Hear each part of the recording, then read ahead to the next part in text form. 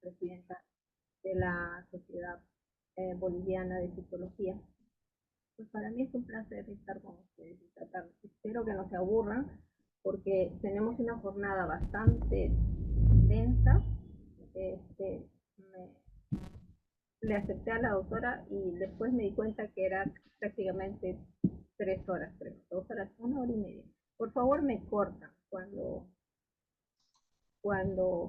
me esté pasando del tiempo. La primera presentación se trata de cambios citológicos benignos.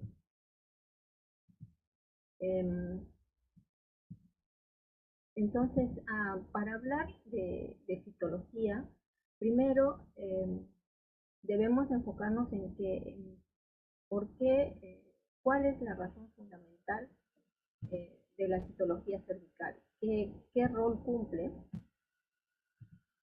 Y entonces tenemos que ver que una de las cosas más importantes que tenemos como personal dedicado a la citología, en especial a la citología cervical, es detectar las anormalidades celulares y por tanto lograr reducir la incidencia del cáncer cervicuterino.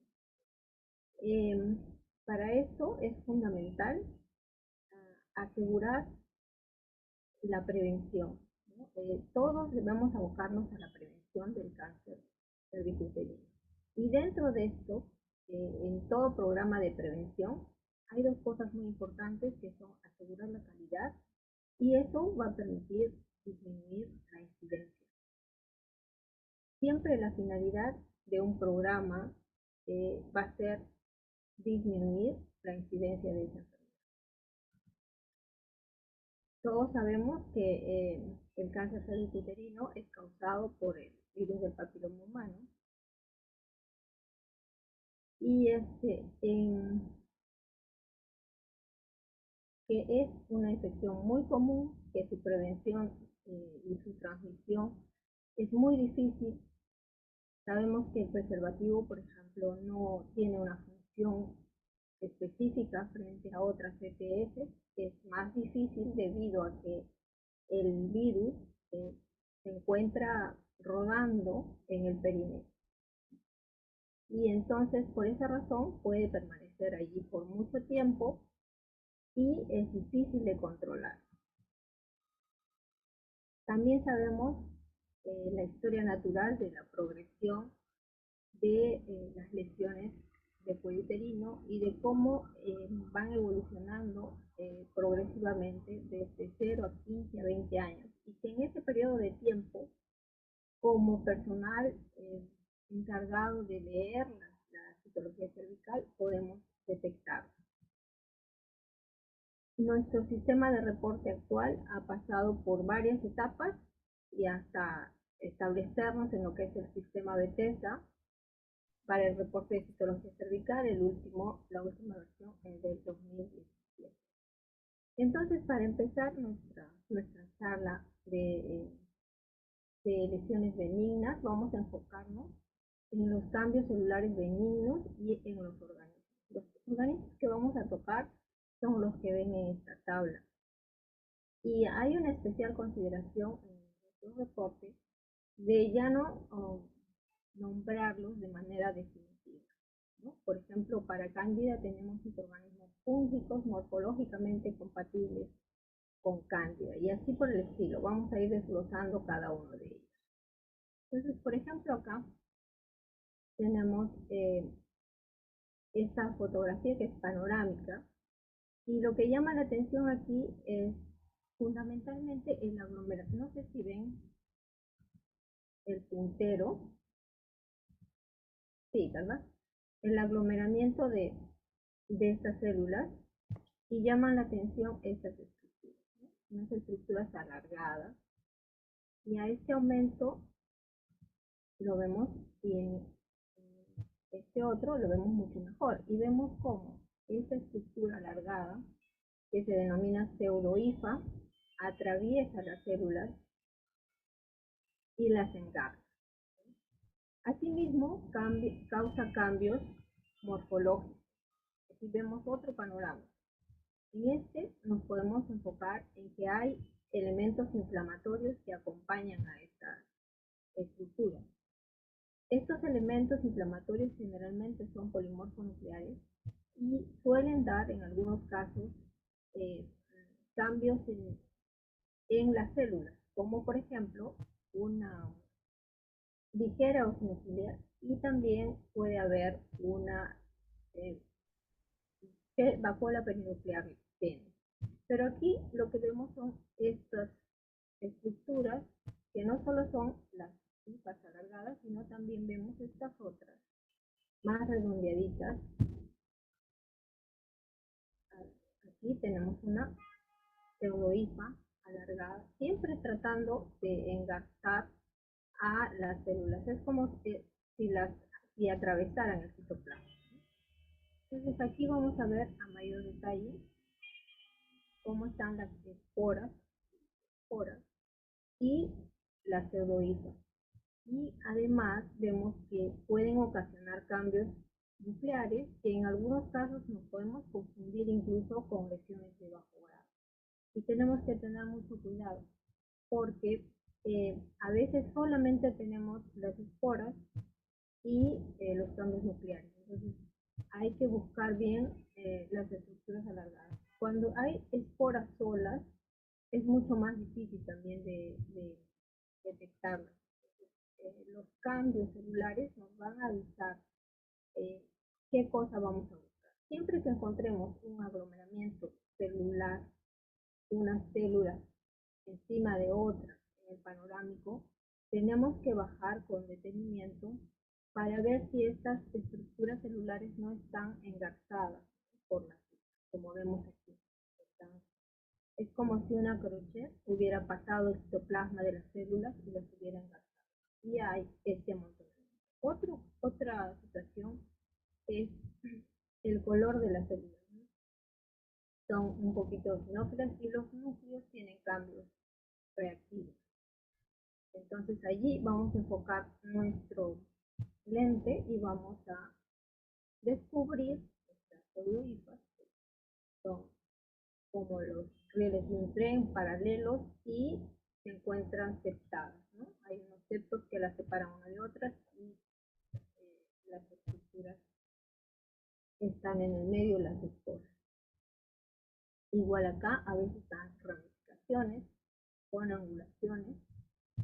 Sin embargo, estas estructuras son delgadas, no son gruesas.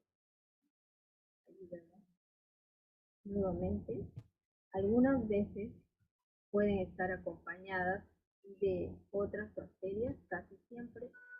Mira, este pequeño detalle, siempre las esporas o las hifas van a tener un halo alrededor, un halo blanquecino. ¿Ven aquí? Como si fuesen arrocitos dispersos. Y cuando la coloración está bien hecha, cuando eh,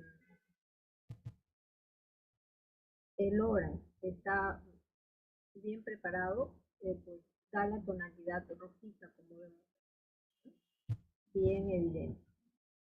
Estos son de nuestros laboratorios, tomadas con inmersión. Todas estas fotografías, las que se presentan, algunas son tomadas y también cuando no utilizamos, hay algunos laboratorios que no utilizan el orange, dan esta tonalidad media rosada, como vemos aquí, ¿no? Aquí claramente las hifas y las esporas. En este caso vemos en el fondo que hay un poco de citólisis que acompañan a los elementos inflamatorios. Entonces, creo que con estas fotos ya no van a dudar cuando vean. Este detalle es importante. Cómo están estas células engarzadas una tras otra, como si fuera. Nosotros acá en el Perú tenemos o comemos anticuchos. Creo que ustedes también. el corazón de la res lo cortan en trocitos y se engarzan en unos pinchos. Y esto se parece mucho. Y acá tenemos algo que puede parecer cándida, pero no lo es, y es la flora filamentosa, el leptospira, que es una flora normal, que no es patógena, pero que algunas veces puede simular una cándida. Sin embargo, acá las vemos en las dos puntas, ¿sí? Son esporas de cándida en el fondo y el leptospira. Suele también asociarse a tricomonas. Aquí nuevamente leptospira y esporas de cándida.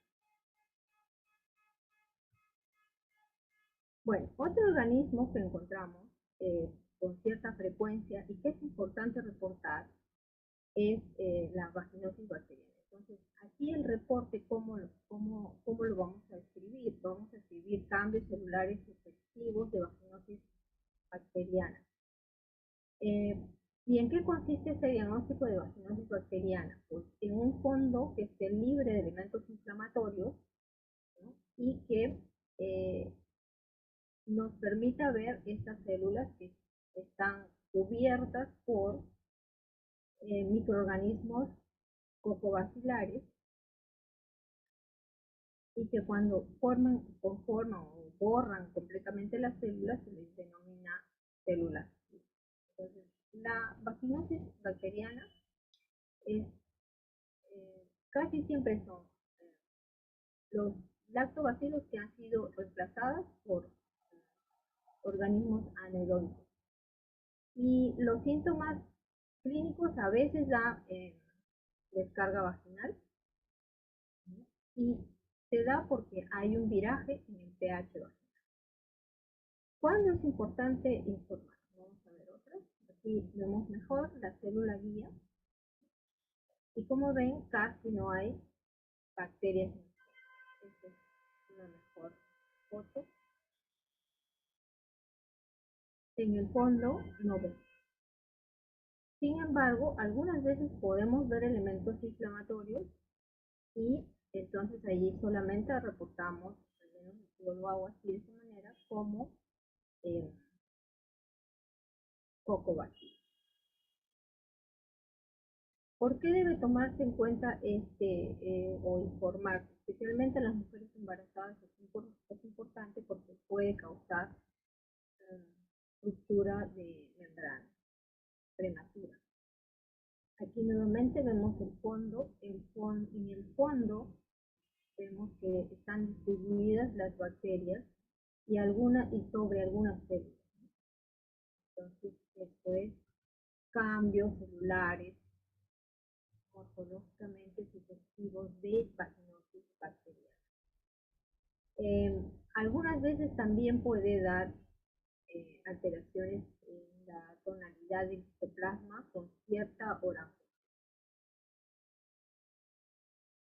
Otro microorganismo muy frecuente es la tricomonas.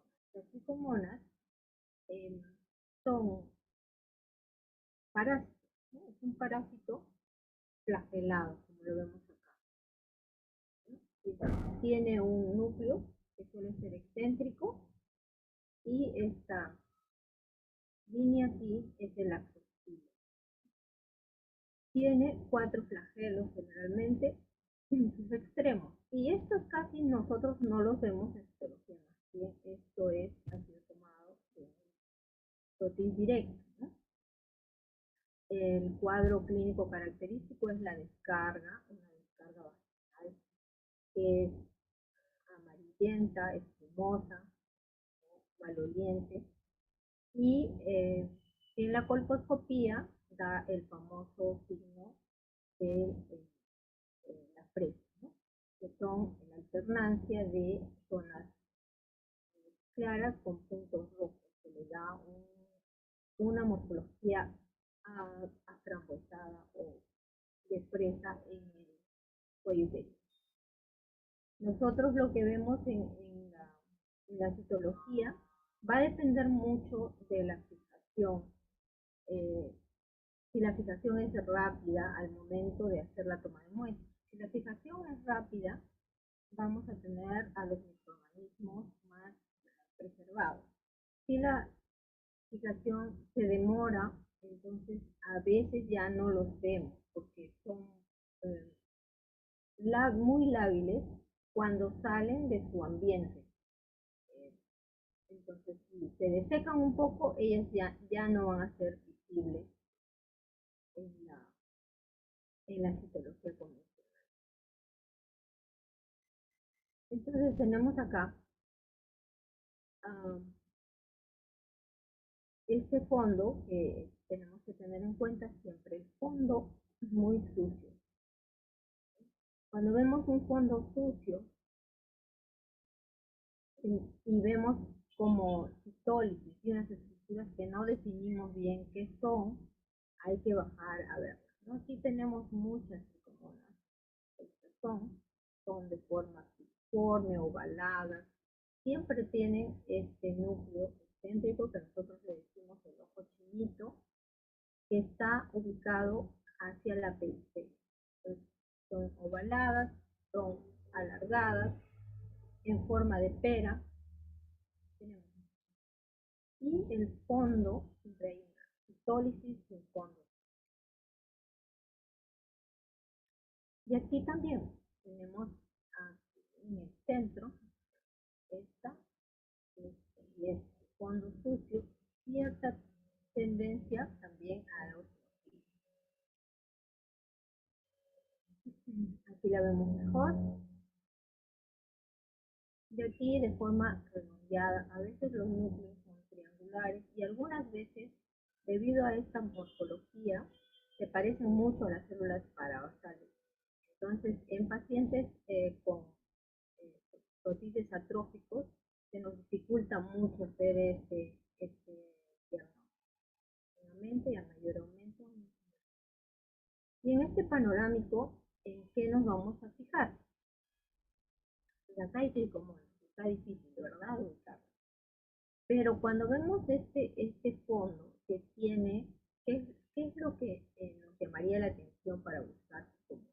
Primero que nada, la eosinofilia de estas células, ¿no? Hay, en este vistazo panorámico vemos que como que es muy rosado, ¿no?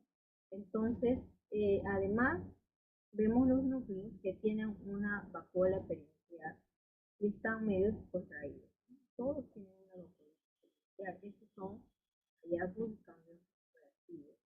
Entonces, nos tenemos que dedicar a buscar. Y acá tenemos una. Doctora, disculpe que le interrumpa. Me están llegando mensajes de que el audio está un poco bajo y no pueden entenderlo bien. Por favor, No, si qué pudiera pena. acercar el micrófono un poquito Estoy más. con el micro literalmente a mi costado. A ver, déjenme ver. Yo ya no puedo hacer esto Eso, si porque este micrófono pudiera acercarlo un poquito más, yo creo que está en mi boca. Espera. Ok, gracias, doctor. A ver, voy a cambiarlo para.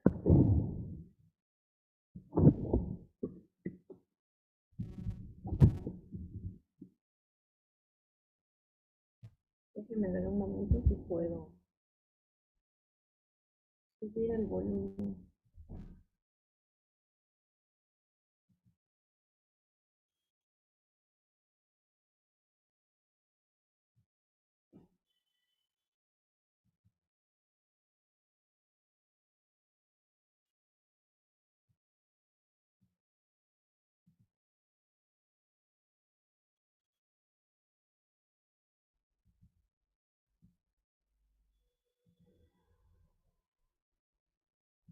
Bueno, le he subido el volumen. Ojalá que me puedan escuchar mejor. Sí, ha mejorado bastante. Gracias, doctor. Ok, ya.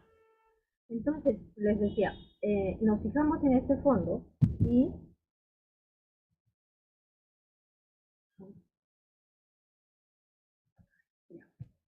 y tenemos una tricomona aquí y otra acá. El citoplasma eosinófilo. El halo perinuclear nos indican que tenemos que buscar dónde se encuentra. Y ahí están en las flechas.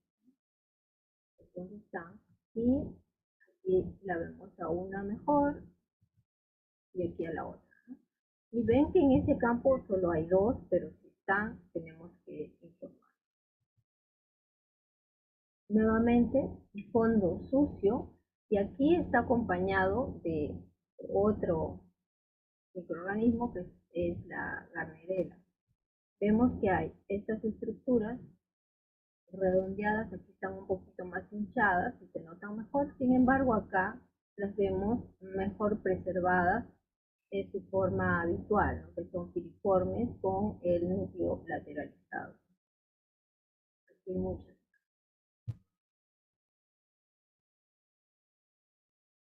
Un mayor aumento en sus diferentes formas. Siempre vamos a encontrar, casi siempre, un fondo sucio que corresponde al, al debris que constituye la descarga vaginal. Otro organismo son los herpes, ¿no?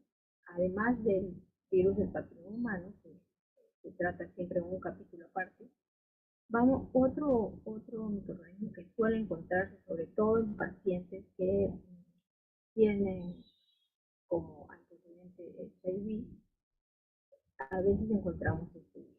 ¿Y qué características tiene? Pues lo principal que nos va a llamar la atención es los núcleos. Los núcleos suelen estar como borrados o núcleos en vidrio esmerilado y convolutos, o sea, de aspecto cerebriforme. Algunas veces vamos a tener este núcleo, por ejemplo, está borrado. Es como si le hubiéramos pasado un borrador por encima y se ven como vacíos. Al mismo tiempo están como aglomerados o multinucleados.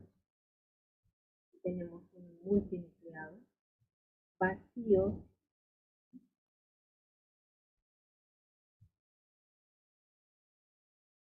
aquí están multinucleados, unos sobre otros, amontonados.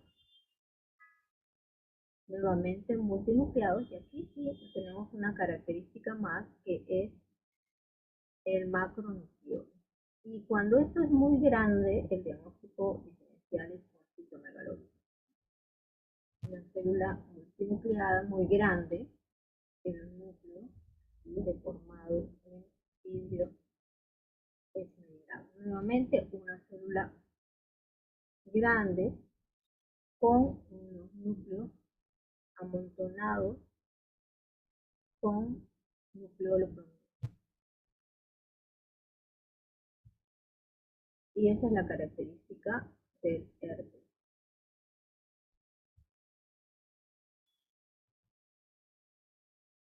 Aquí, por ejemplo, este protis está un poquito mal fijado, pero aún así podemos ver los detalles del aglomeramiento nuclear, el amoldamiento que existe y que se encuentran estos dentro de una misma célula. ¿Sí? Todos estos. ¿Cuál es el diagnóstico diferencial? Si nosotros lo vemos y no pensamos en esto, podemos diagnosticar ascus, podemos diagnosticar lesión de bajo grado, lesión de alto grado. Por ejemplo, aquí que tiene la relación nucleocitoplasma muy estrecha, podríamos confundirnos y dar este diagnóstico. Acá está bien clarito el borramiento en vidrio esmerilado, intranuclear, los núcleos marginados y el moldeamiento nuclear.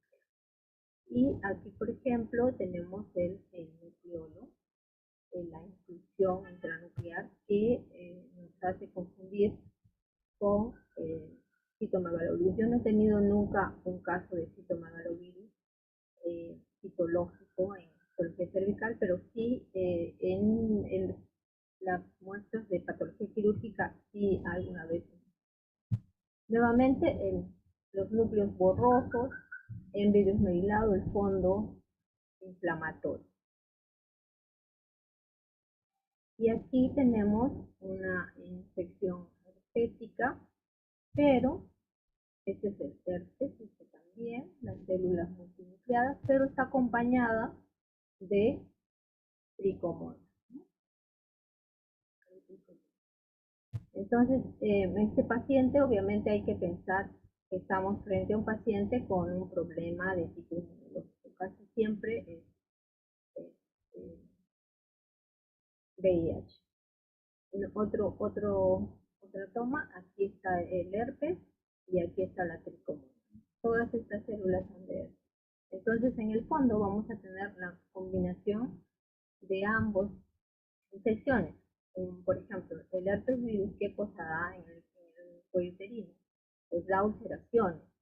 Y por lo tanto vamos a tener elementos inflamatorios y debris celular. Y la tricomona también da eso, pero además da los citoplasmas eosinofílicos y los cambios nucleares con el haloque, que aquí los estamos viendo. Otro organismo que son el actinomyces. Yo siempre pregunto cuando doy esta charla a los ginecólogos, porque puedo dar charlas a los ginecólogos que hacen colposcopía, o hay aquí muchos diplomados de colposcopía, y nos invitan a los patólogos para que les demos charlas a los ginecólogos sobre citología, porque tienen que entender también esta parte.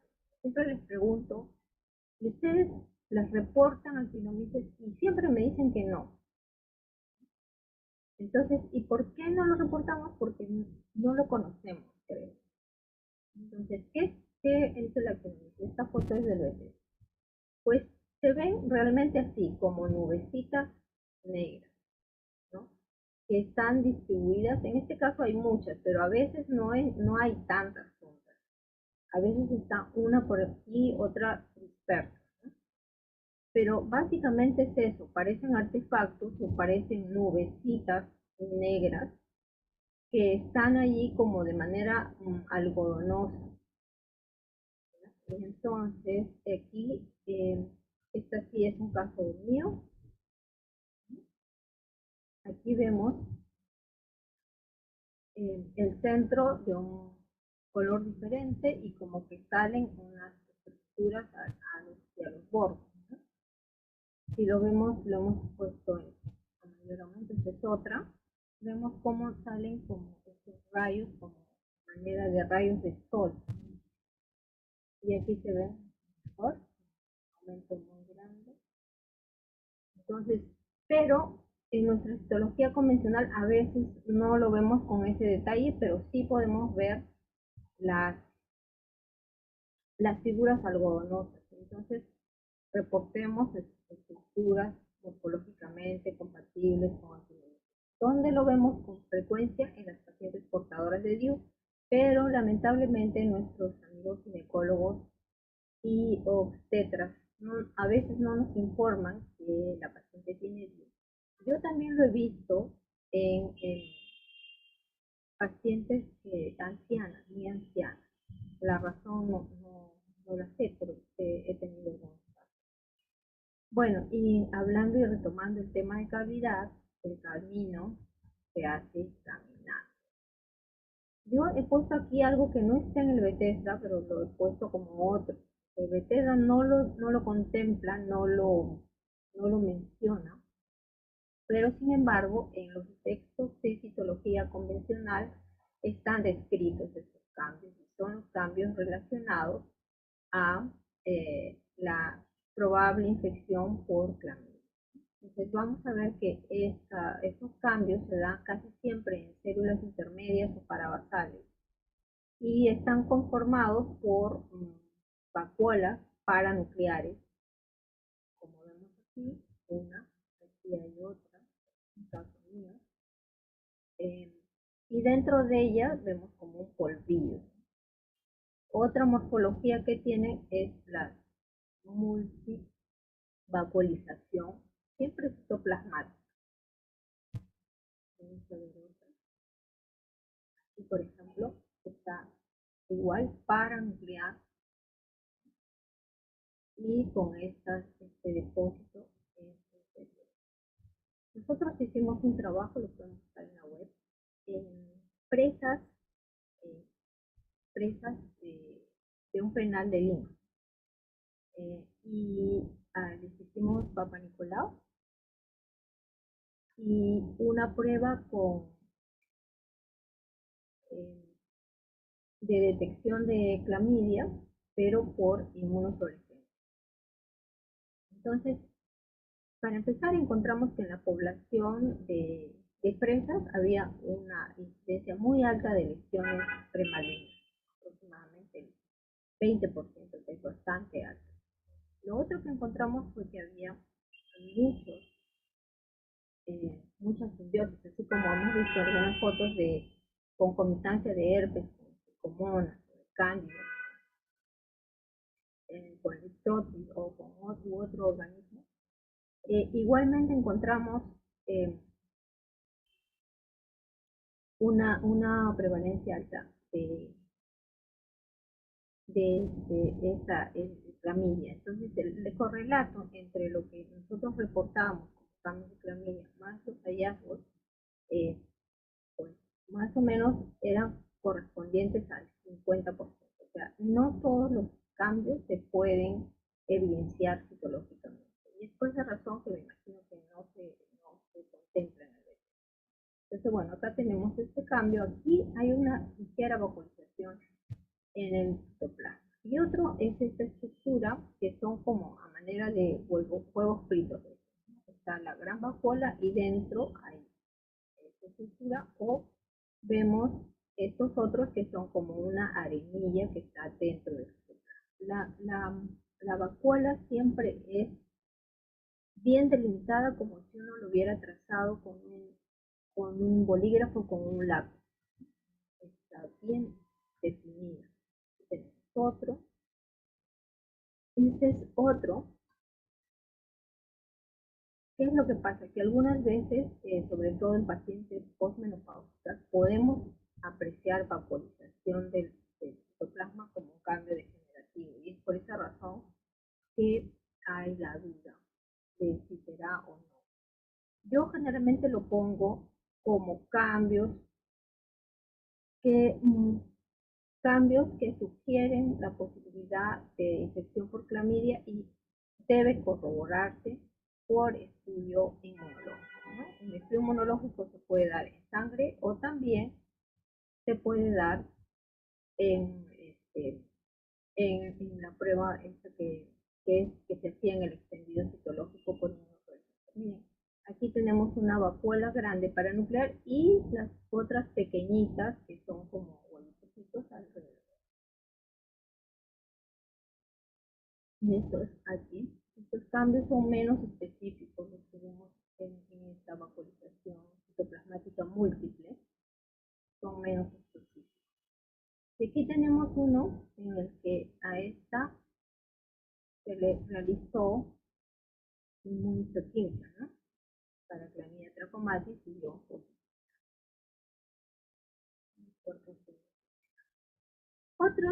cambios son los parásitos. Y uno, por contaminación de la región anal hacia la vagina, pues podemos encontrar, es bien frecuente encontrar parasitosis o huevos de parásitos, como este, el Enterobius vermicularis, varios hemos visto. Aquí tenemos otro, mayor aumento, y este es otro, este también está por eclosionar.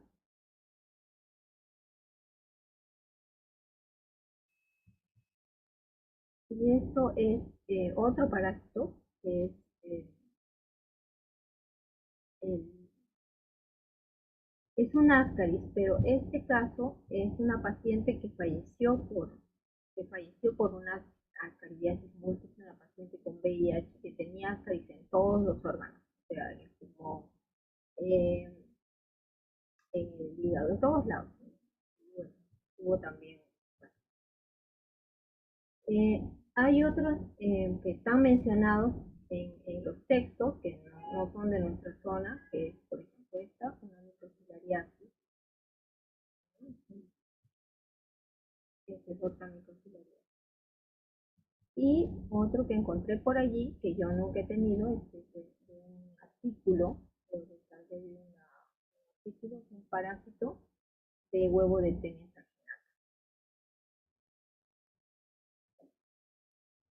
Bien, ¿cómo hacemos la prevención? Educación y promoción, captando a las mujeres, algo que aprendí, que bueno, no he dicho en mi currículum, pero yo soy ex becaria de JICA. Hace unos años la JICA hizo un programa para Latinoamérica en el que seleccionó lamentablemente a los peores países de Sudamérica, entre ellos estaba el Perú, estaba también Bolivia, compañeros bolivianos, y bueno, nos seleccionaron para capacitarnos en cáncer de colon uterino. Y de ahí es que cojo este relato de la prevención. La importancia de captar a las mujeres. Cuando no tenemos a las mujeres nosotros debemos ir hacia ellas, ¿no? Luego, el tamizaje y los resultados histológicos deben ser perfectos. Eso incluye nuestro manejo en el laboratorio. Y amerita también una charla adicional, ahora no la toco, pero que involucra hacer una coloración perfecta. Y por último, enfocarnos en el seguimiento. ¿Por qué nuestros programas fracasan? Porque no hay seguimiento. No vienen por su resultado o nosotros no vamos a buscarlas cuando nuestros resultados son anormales. Entonces es importante obtener bien la muestra, procesarla bien en nuestros laboratorios, así sea un proceso manual, con mayor razón podemos controlar mejor nuestros estándares. El tamizaje citológico, que es el motivo de esta charla, hacer un buen tamizaje citológico y que el resultado llegue a la casa. Y cómo hacemos el control en nuestros laboratorios, con una revisión de todos los casos insatisfactorios, de todos los casos con anomalías citológicas, revisión de casos que tienen anomalías citológicas previas, ¿no? Un mínimo de 5% y un máximo de 100%. En un hospital se revisa todo.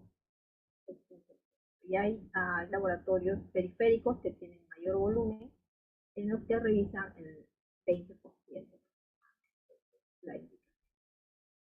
Bueno, sigamos con los cambios reactivos. Los cambios reactivos van a ser asociados a diferentes cosas. Por ejemplo, hay cambios reparativos o reactivos, como hemos visto a las infecciones vaginales, vamos a tener siempre un cambio.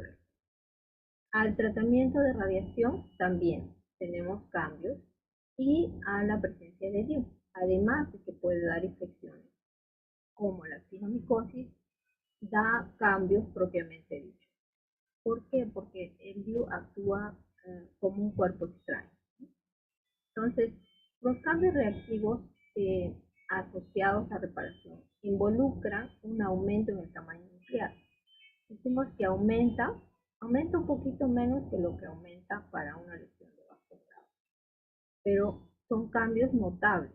Sin embargo, estos cambios no traen alteración cromatínica, es decir, que el núcleo no se va a ver hipercromático. Lo vamos a ver grande, vamos a ver la relación citoplasma estrecha. Sin embargo, no hay una función o una cromosidad del núcleo, pero sí la evidencia de nucleosis. Entonces eso ya nos va a avisar que ahí hay un cambio real. Igual acá vemos unos núcleos alargados con una relación núcleo-citoplasma amplia, pero tienen macro. En el fondo vamos a ver elementos inflamatorios. Entonces, ¿cuándo informamos nosotros que hay cambios, que hay inflamación? Generalmente no se debe informar que hay inflamación porque no hay un buen correlato con la evaluación oncológica y la paciente se angustia. Tradicionalmente se ponía inflamación leve moderada. Sin embargo, esta traducción no tiene un correlato con el examen clínico. Así que solamente lo ponemos si es que hay cambios reactivos. Si hay cambios reactivos y vemos elementos inflamatorios, entonces podemos poner hay elementos inflamatorios sin categorizar. Y bueno, acá tenemos otros cambios que son reparativos. Cuando hay un daño en el cuello uterino, sea por una infección o sea por un procedimiento, las células se reparan. En este caso es un cambio post-conolítico. ¿Por qué? Porque en la zona que fue cindida tiene que ser nuevamente cubierta por mucosa y estas son las células. Hay que tener mucho cuidado porque podemos, si no tenemos el antecedente, contestar como ascus o como lesión de bajo grado. Y luego los cambios que todos conocemos ya asociados a la radiación. La radiación puede durar hasta, a ver, yo he visto cambios hasta 17 años después de, de haber recibido radiación. Y estos cambios son la presencia de células muy agrandadas, gigantes, con multinucleación. Aquí tenemos estos cambios, son células, el núcleo está muy grande, sin embargo, el núcleo no es un núcleo de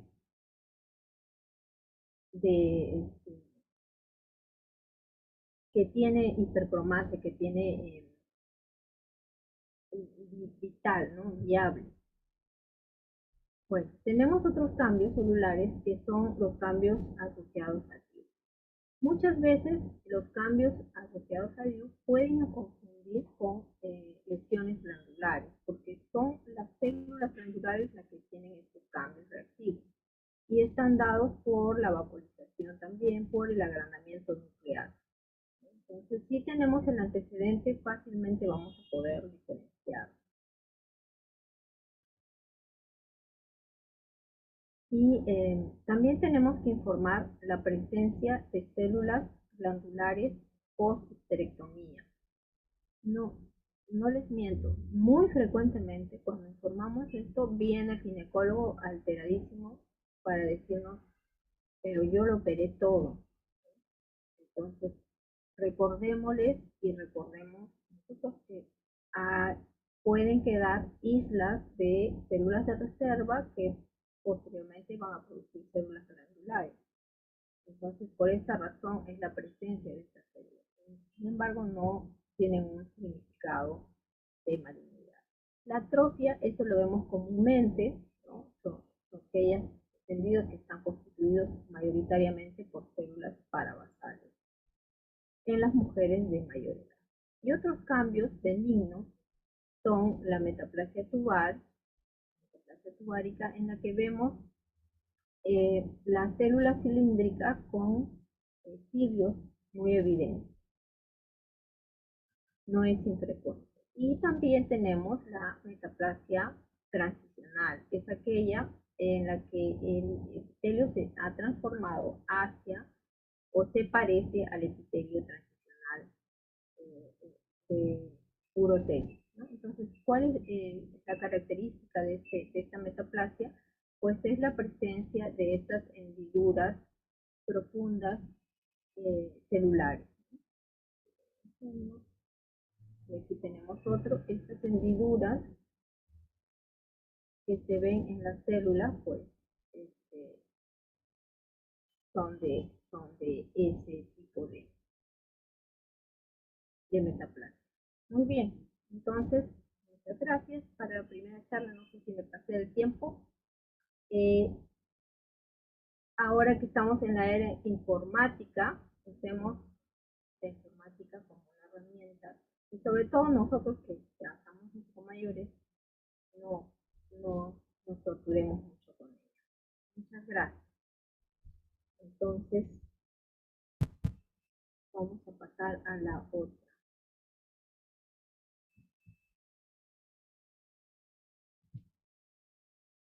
charla.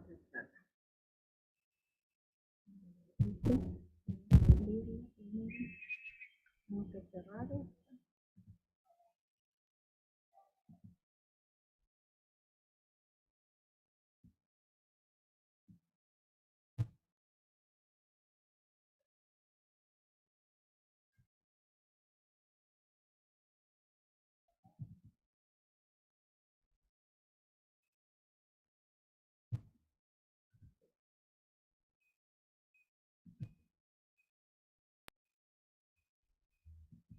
Muchísimas gracias, doctora, por la brillante exposición.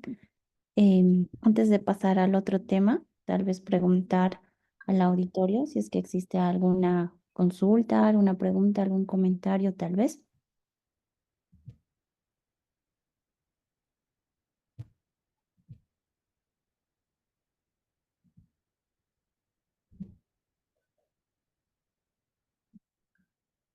Creo que no, no hay preguntas, todo está muy claro. Muchísimas gracias, doctora. La dejamos nuevamente. Bien.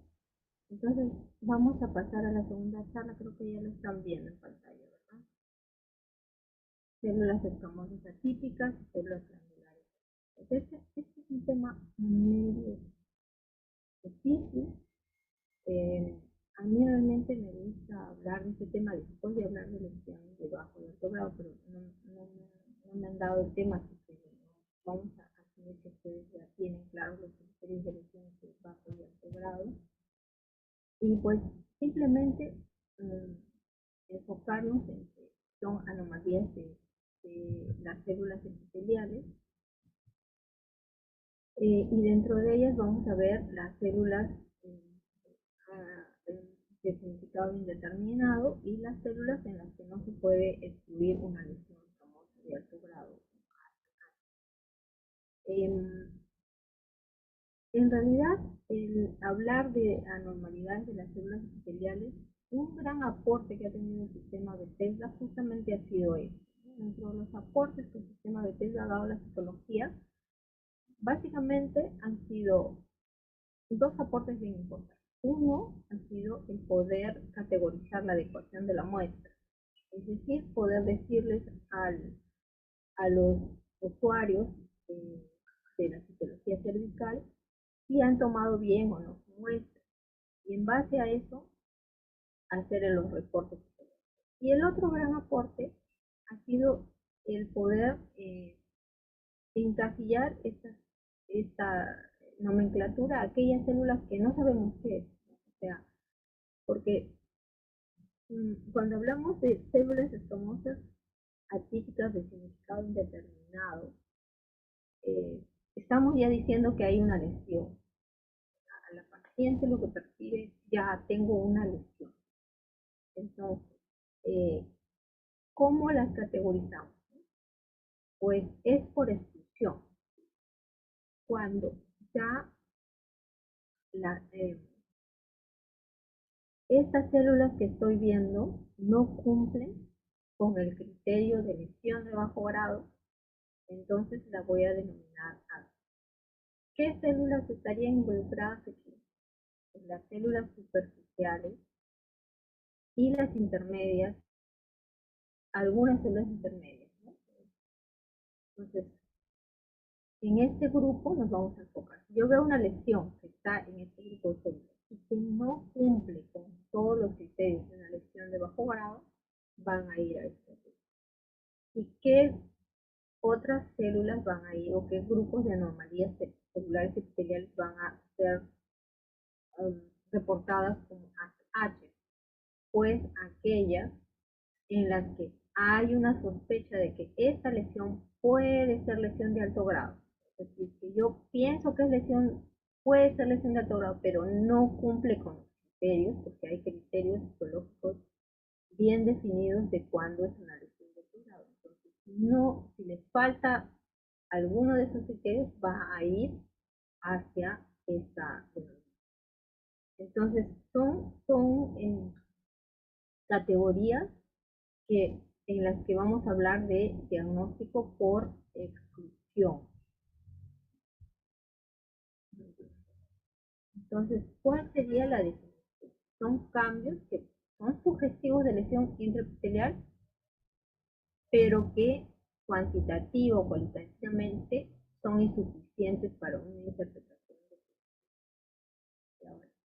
y del total de muestras que tenemos, no se debe hacer abuso de esta categoría, por lo tanto, estadísticamente no debe pasar el 5% del total.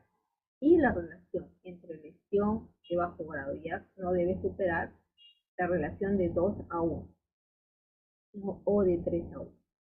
Esto es muy importante para el control de calidad del laboratorio.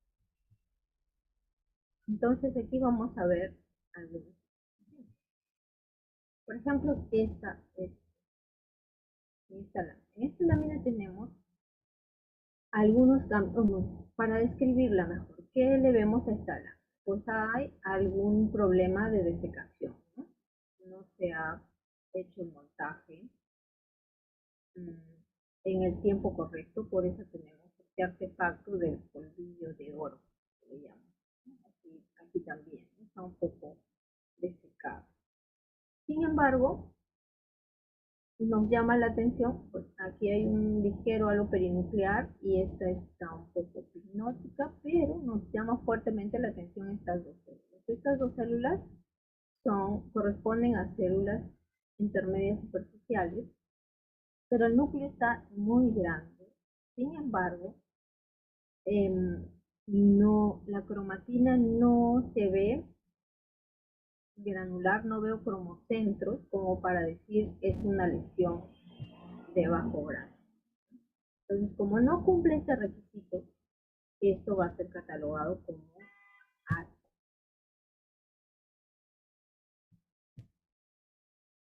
Entonces, a veces puede tener el tamaño de 2.5 a 3 veces el tamaño del núcleo de una célula escamosa intermedia. También puede ser 1.5 veces más que una célula metaplástica madura. Y la relación núcleo-citoplasma va a estar levemente incrementada. El núcleo no puede estar tan hipercromático, ¿no? O sea, es una hipercromacia, pero es mínima. Entonces, puede haber también, en esta categoría vamos a considerar a las paraqueratosis atípicas. Las lesiones, hay lesiones paraqueratóticas benignas, en las que el citoplasma de las células está queratinizado, un poquito más allá de lo normal. Pero además, cuando estas tienen núcleos pignóticos o relación núcleo-citoplasma un poco incrementada, y no cumplen con los cambios de lesión de bajo grado, van a ir a esta categoría. Aquí tenemos algún ejemplo. Por ejemplo, estas dos, tres células de este grupo nos llaman la atención esta y esta célula. ¿Qué es lo que tienen? Pues tienen los núcleos agrandados en esa proporción. Sin embargo, la membrana nuclear no es tan irregular, no observamos claramente cromocentros. Entonces van a ir dentro de esta categoría. Y aquí tenemos otro, por ejemplo. Tenemos este núcleo que si bien es un poquito irregular, no nos convence mucho la granularidad de la cromatina nuclear y tiene este halo perinuclear. Este halo perinuclear es un halo perinuclear estrecho. Acabamos de hacer lo que son cambios de los coches benignos. Hemos visto que es una característica común a algunos cambios tanto por hongos o parásitos, hongos como la cándida, parásitos como la tricomona, y también algunos cambios reactivos nos dan este halo perinuclear. Entonces, cuando tenemos un halo perinuclear estrecho que no nos convence para que sea un coilocito, vamos a tener el diagnóstico de aquí, por ejemplo, es lo que hablábamos de una paraqueratosis o una hiperqueratosis atípica. ¿Qué es lo que vemos aquí? Pues vemos que el citoplasma es bien oranjoso, está queratinizado, fuerte queratinización, pero los núcleos, se supone que estas son células superficiales, ¿no? Los núcleos están un poco más grandes de lo usual. El tamaño de los núcleos superficiales es puntiforme, vemos acá, y acá los vemos más grandes o están alargados. Entonces hay cambios en la morfología, también son células morfas, es decir, que no las vemos extendidas o enrolladas, como suele verse, sino están teniendo una forma alargada, media elongada. Incluso acá vemos alguna que está hiperkeratinizada, pero que no tiene el citoplasma completo en núcleo. Entonces, como no cumple con los requisitos de lesión de bajo grado, va a ser ácida. ¿Sí? Nuevamente, con mayor detalle se ve este núcleo, por ejemplo, alargado. Todo este clúster de células está hipercromático. Vemos que hay una variabilidad en el tamaño de los núcleos. Hay unos núcleos más pequeños y otros más grandes, ¿no? Nucleosos. Aquí vemos un halo perinuclear, pero sin embargo la célula, el núcleo está bien definido, no está hipercromático, los bordes regulares. Entonces esto, igual, ¿no? Si son células queratinizadas, los núcleos deberían ser puntiformes. En este grupo vemos que están grandes. Es la queratinización, hay una queratinización anormal, por eso se llama paraqueratina. Y de otro lado, tenemos acá los famosos pseudocoilocitos, ¿no? ¿Por qué no es un coilocito? ¿Por qué estas células no son coilocitos? Pues porque los coilocitos suelen tener, hablando de la vacuola hidrópica, el borde es dibujado, es geográfico, ¿no? Y acá los bordes están bien definidos, son regulares. El núcleo está excéntrico. Los coilocitos suelen tener binucleación. Los núcleos no están corrugados ni tampoco tienen la cromatina grumosa. Tienen un halo perinuclear extenso, pero no está ópticamente vacío. Entonces, parece un coilocito, por eso le decimos pseudocoilocitos.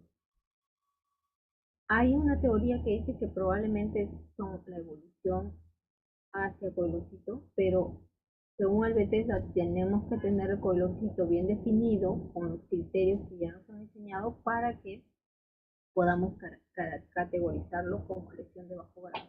Como no cumple ese criterio, va a estar categorizado como A. Y este es parecido a lo que hemos visto hace un momento. ¿De qué color son las células? Son oranjófilas la mayoría, ¿no? ¿Cómo es que vemos los núcleos? Los núcleos los vemos grandes para ser oranjófilos. Están agrandados. ¿Por qué? ¿Cómo deberían estar? Puntiformes. Y además vamos a ver una heterogeneidad en los núcleos. Hay núcleos pequeños y núcleos grandes. A este patrón antiguamente se le llamaba el patrón atigrado, diríamos más. El término no sería tanto atigrado porque no son rayas, sino sería aleopardado, ¿no? Parecen los puntos que tienen un leopardo. Y entonces, como no cumple con el criterio de lesión de bajo grado, entonces es ácido. Estas células igual, tienen un halo perinuclear estrecho. Sí, efectivamente, son hipercromáticas. Por eso es que yo hago énfasis y tal vez, no sé, en alguna ocasión deberíamos hablar un poco más de cómo debe ser la coloración, sobre todo cuando hacemos coloración manual. Porque para tener un buen detalle nuclear, la coloración tiene que ser perfecta. La fijación tiene que ser perfecta. En este caso, no vemos el detalle nuclear muy claro, pero sí llegamos a ver que hay un poquito de hipercromacia, hay un halo perinuclear y los núcleos son de diferente tamaño. Pero, ¿qué les falta? Les faltan tener los cromocentros para poder categorizarlo como una lesión de bajo grado. Aquí tenemos otro grupo. ¿Qué tenemos aquí? El color de las células es diferente, ¿no? Hay áreas oranjófilas y hay áreas que no están tan oranjófilas. ¿Qué más? Los núcleos son grandes y pequeños, o sea, hay anisonucleosis. Sin embargo, aquí tenemos un pequeño halo perinuclear. Cierta irregularidad de algunos núcleos, pero la cromatina no llega a ser una cromatina cremosa, no hay cromocentros, no lo podemos identificar como una lesión de bajo grado, es final. En este caso, lo que tenemos es una vacuola paranuclear, ¿no? Parecido a lo que veíamos en la clamidia, pero el contenido no es la inclusión de esta lesión, sino más bien aquí han fagocitado una parte de un polimorfo, ¿no? Entonces estos son macrófagos. Es un macrófago. Y esta célula de acá no tiene citoplasma característico, entonces no entraría en esta definición. Sin embargo, acá tenemos esta célula que está un poquito más grande, hipercromática, igual a esta, aunque es pequeña, pero la cromatina está un poquito hipercromática. No cumple todos los criterios, sería A. Está igual. Halo perinuclear estrecho, aquí igual, ¿no? Anisonucleosis, pero la cromatina es muy blanda. Lo mismo.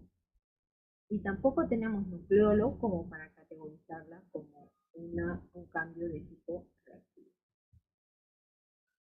Aquí, parecido, hay un poquito más la dificultad de si será una célula gigante multinucleada o no. No vemos aquí hay una oncofilia. Oncofilia es cuando tenemos una tonalidad diferente en una misma célula. La verdad es que no logro percatarme si después dónde está la diferenciación entre un citoplasma y el otro. Sin embargo, esta célula de acá sí tenemos un núcleo agrandado, pero la cromatina está distribuida de una forma extraña. No me convence para decir lesión de bajo grado. Aquí tenemos un halo perinuclear estrecho, la relación entre citoplasma amplio.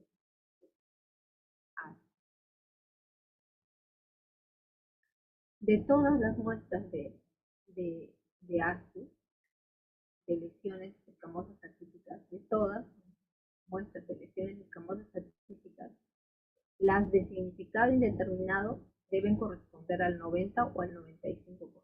Es decir, que H debe haber un 5%. Y a veces podemos decir, bueno, es un ASCUS, pero parece un proceso reactivo, es un ASCUS solo, ¿no? Nosotros no categorizamos así, la verdad es que solamente lo categorizamos como ASCUS o ASH. Y acá tenemos el ASH. El ASH son células escamosas atípicas que no se puede excluir lesión de alto grado. Así como su nombre lo dice, no puedo excluir lesión de alto grado. ¿Qué significa? Que me parece una lesión de alto grado, pero le falta. Entonces, si el 95% de las células escamosas atípicas es ASCUS, entre el 5 al 10% serán ASH. Si en el laboratorio no tenemos H, debería haber, ¿no? Hay algo que no está concordante. Muchas de estas lesiones de H, la mayoría siempre son lesiones, o son una lesión de alto grado, la mayoría de ellas, o a veces son lesiones de bajo grado. Entonces, por esta razón, el manejo de estas pacientes va a ser igual al manejo de una paciente con lesión de alto grado. ¿Cuál es el manejo allí? Es hacer la biopsia, la colposcopía y la biopsia. Y acá tenemos estos grupos. Entonces, ¿en qué grupos de células vamos a tener estos cambios? En las células que son intermedias profundas o parabasales. Igual, vemos que hay cambios con anisonucleosis marcada. Esta relación núcleo-citoplasma va a hacerse mucho más estrecha a favor del núcleo. El núcleo casi es del tamaño de la célula. Son células pequeñas, atróficas. Pero, ¿qué le falta? Le falta a la cromatina que sea más grumosa. Entonces, no es una lesión H. Aquí también podemos ver que hay un halo perinuclear. Sin embargo, esta célula es una célula intermedia profunda. Y el núcleo es triangular, pero la cromatina no es una cromatina de lesión de alto grado.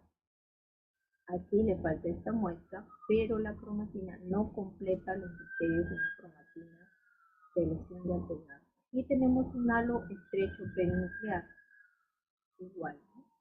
Y sin embargo, vemos heterogeneidad de los núcleos en esta nuclear. Entonces es otra. Tenemos aquí un halo perinuclear, otro halo perinuclear. Vemos vacuolización del citoplasma, microvacuolización. A eso me refería con el diagnóstico diferencial de las lesiones citoplasma, y aquí se dan muchas vacuolas citoplasmáticas. Y por esa razón que no se considera la clamidia dentro del sistema de células. Entonces, vemos núcleos irregulares. Alguno que otro quiere aparecer como un cromocentro, pero para esta relación núcleo-citoplasma tan estrecha ya deberíamos tener cambios nucleares más evidentes.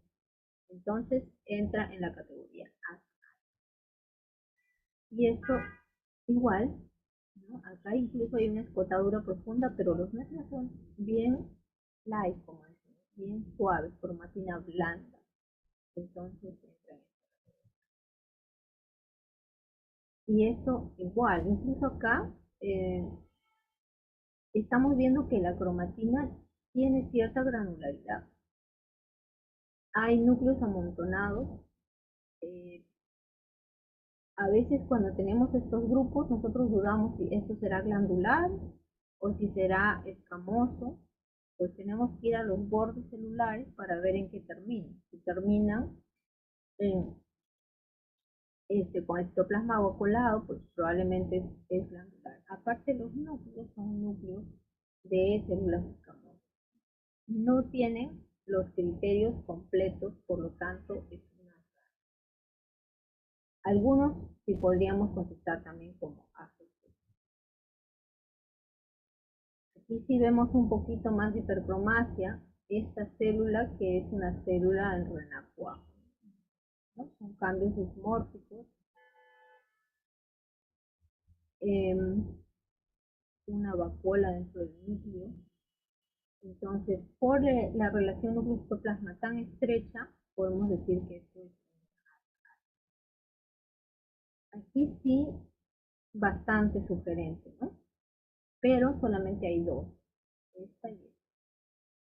Entonces, ¿qué hacemos? Son cambios queratinizados, pero en células que no están cumpliendo completamente con los requisitos de lesión de alto grado, y por lo tanto, pues sospechamos que hay algo ahí y le ponemos al caso. Estos igual están queratinizados, pero son paraqueratóticos.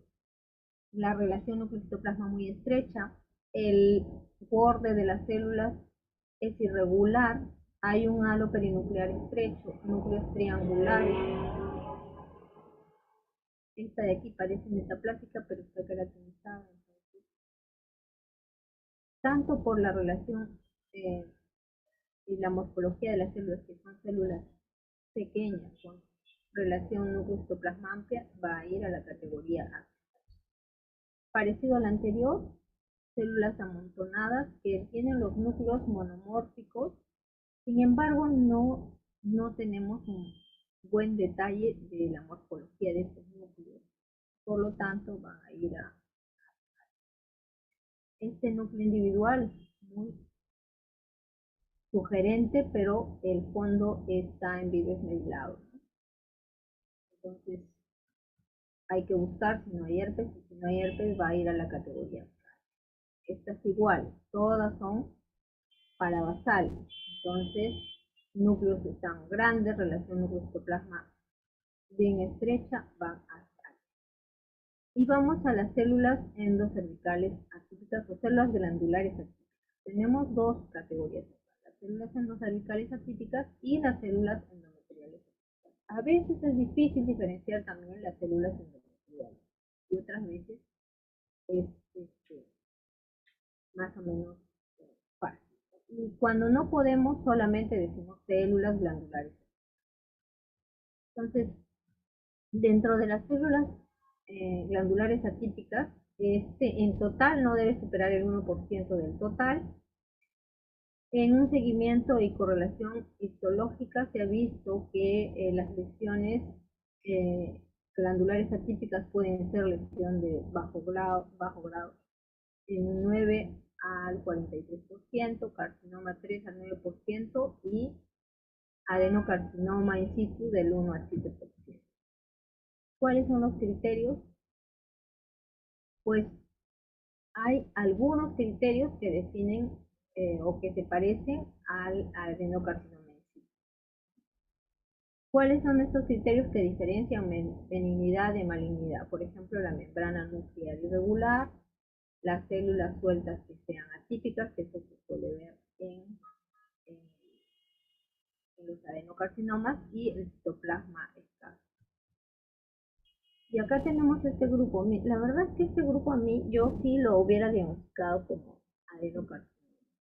Pero en el texto, y en el texto dice que es células glandulares. ¿Por qué yo lo veo más como para adeno? Porque tiene mitosis. Y ese es un criterio más o menos importante, la mitosis y la apoptosis, como para ya definir un adenocarcinoma.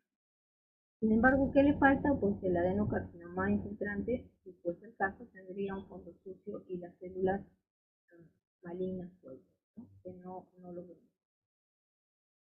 Igual acá, ¿no? ¿Qué me dice que es glandular? Pues cuando termina el citoplasma siempre termina en bordes romos, nunca termina en bordes angulados. Y me falta, tiene amontonamiento nuclear, los grupos están en conglomerados tridimensionales, parece glandular, pero no me llega a definir que sea un adenocarcinoma, entonces va a ir a células glandulares.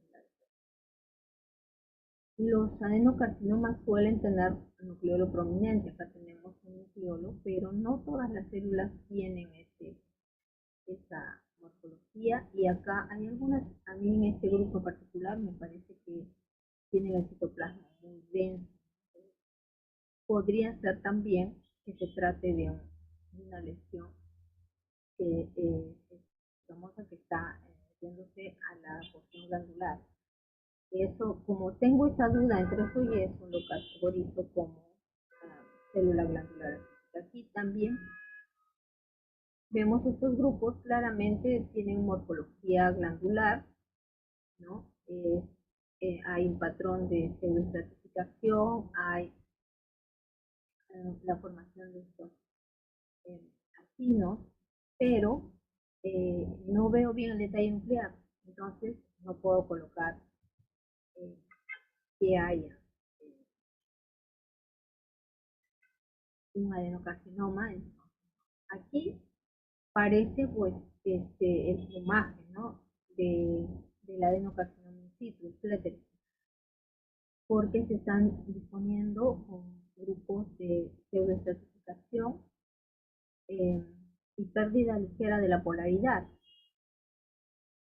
Sin embargo, si nos fijamos bien, aquí tienen como unos sellitos, entonces también podría ser una metaplasia tubárica, ¿no? Entonces, como hay esa duda, le ponemos células glandulares atípicas correspondientes a probables células endocervicales. Este grupo también llama mucho la atención, están sobrepuestas, un patrón glandular claro. Incluso hay macronucleolos,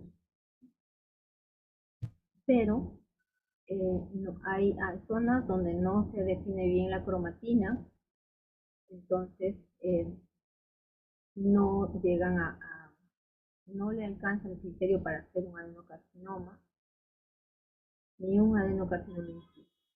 En estos grupos sí, a mí lo que me llama la atención de este grupo es la celularidad, ¿no? Siempre que vemos mucha celularidad, recuerden en los carcinomas la celularidad es importante. Y en este grupo en especial son muchas células amontonadas que parecen ser glandulares. ¿Qué problema tengo? Que no veo bien, como están tan amontonadas, no puedo ver bien los detalles de estas células y no hay muchas células sueltas, ¿no? El adenocarcinoma tiende a tener fagocitosis, tampoco veo ese detalle. Este otro, ¿no? Como si fuese un plumaje, un flettering, pero más bien me parece que más se parece a la metaplasia tubárica. Entonces, me queda la duda, por eso lo catalogo como A. En este caso, estas células son claramente glandulares, claramente endocervicales. ¿Qué es lo que tienen de extraño? Porque que hay muchas, ¿no? Hay muchas de estas células que tienen sobreposición, se han sobrepuesto con las otras. Entonces, eso me llama la atención y